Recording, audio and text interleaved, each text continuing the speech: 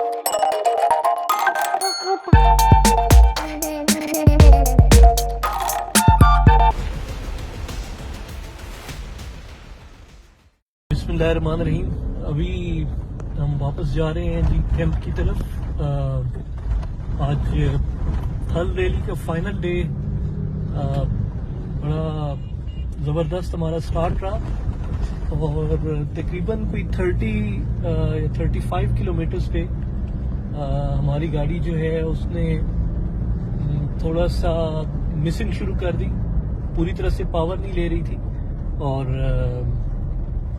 हमने कोशिश की कि हम रुके नहीं और अपनी रेस जारी रखें और स्टेज ब्रेक तक हम काफ़ी बेहतर आए। स्टेज ब्रेक पे जब जैसी गाड़ी खड़ी की तो उसके बाद गाड़ी ने रेस नहीं ली और पावर बिल्कुल नहीं ले रही थी।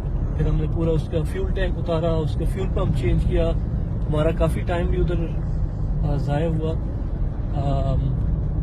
गाड़ी को फिक्स करने के बाद हमने जैसे ही स्टार्ट लिया तो गाड़ी दोबारा से बंद हो गई और अनफॉर्चुनेटली हम अपनी रेस मुकम्मल नहीं कर पाए।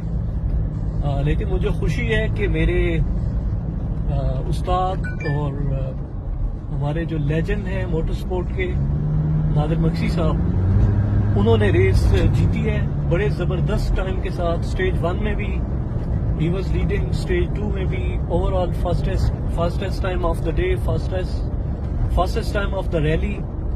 और क्या शानदार उनके स्किल्स हैं और अल्लाह ने उनको बहुत सलाहियतों से नवाजा है।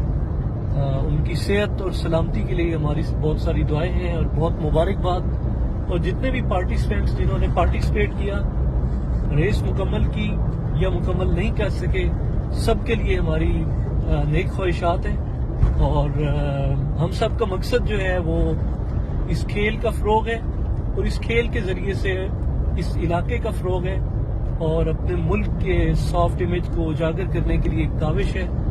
और रेस के हवाले से जो मेरा ख़ास पैगाम है मोटर स्पोर्ट के जितने भी फैंस हैं उनको, वो ये है कि देखिए, क्लाइमेट चेंज की वजह से पाकिस्तान का भी बहुत नुकसान हुआ है। आपने देखा है किस तरह से फ्लड आए हैं।